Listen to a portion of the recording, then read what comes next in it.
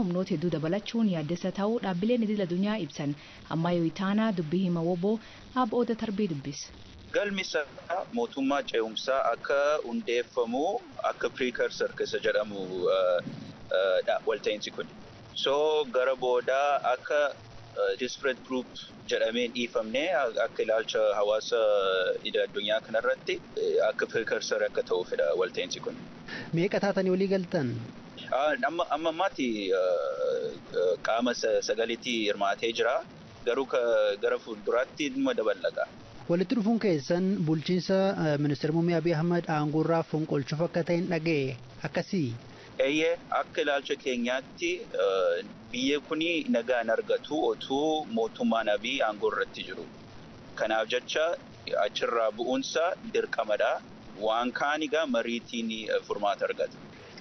Garuu aangoorraa fonqolchuu ni dandeenya jettanii yaaddu humnoonni amma waltaatan kun. Eeyyeega akka amma fakkaatutti fakkaachuu miti gara sanatti deemaa jira wanti qabatamaan lafarra jiru. Gareen keessan kun yookiin immoo qindoominni kun federaalistii fi koonfederaalistii jedha. Eenyutu federaalistiidha eenyutu koonfederaalistiidha? As keessa federaalistiin baay'ee muraasadha irra caala koonfederaalistiidha. Dabalatee yeroo ce'umsi kun gaggeeffamu waan sistema sirna confederationii jalatti akka ce'u yaada qabna.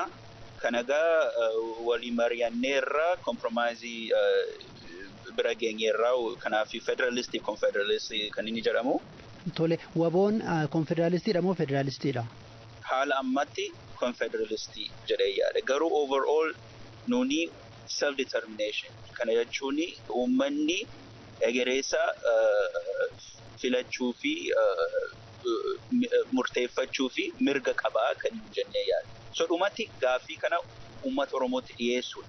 TPLF federalistii moo konfederaalistiidha? TPLF aangoo amma mootummaan federaalaa qabu akka constitution amma jirutti jijjiiramuu qaba. Irra caalaa naannootii dhimma isaa kan ilaallatu irratti aangoo qabaachuu qaba jedhanii yaadu. Gabaabumatti short term federalist long term confederalist jechuu danda'a. Qindoomina kana keessatti amaarri bakka hin bu'amne kun hangam fagoo sin deemsisuu danda'a? Gara fuulduraatti akka ce'umsi kuni milkaa'inaanii itti fufuu itti dabalee isaaniifis warri amaara egeree ofii isaaniitti yaaduu qabu. Yoo isaan hirmaatanii wayyaa isaaniifis wayyaa nuufis wayyaa. Ce'umsi kuni akka isaanii dhufanii akka yeroo hundaa it's an open invitation. Guddaa galatoome Odaa. Tole nagaatti ami. Ayyaayee.